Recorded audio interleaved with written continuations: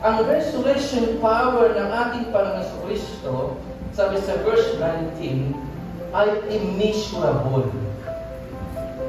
Immeasurable ang kapangyarihan ng ating Panginoon Jesus. Nakikinig ba kayo? His power ay limitless for your healing. Amen? For your financial freedom. Natin si Pastor Darwin.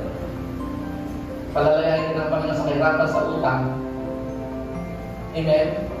Sapagkat hindi pwedeng binago lang ang buhay mo, pero hindi ka pinalaya ng Diyos sa kahirapan. Hindi ganoon ang ating Diyos. Amen po ba? Ang Diyos kapag nagpala, nagbigay ng biyaya sa iyo kompleto, kapatid. Hindi lang ka lang iligtas, binago ang buhay mo. Pag ikaw ay may tamang relasyon sa Panginoon, pinasabot mo talaga ang buhay mo sa Panginoon, palalayan ka niya sa kahirapan. Amen po ba? Amen. Palalayan ka niya sa mga maraming pagkakautang, kapatid. At ikaw ay gagawin masunurin ng ating Panginoon sa kanyang presensya, sa kanyang word.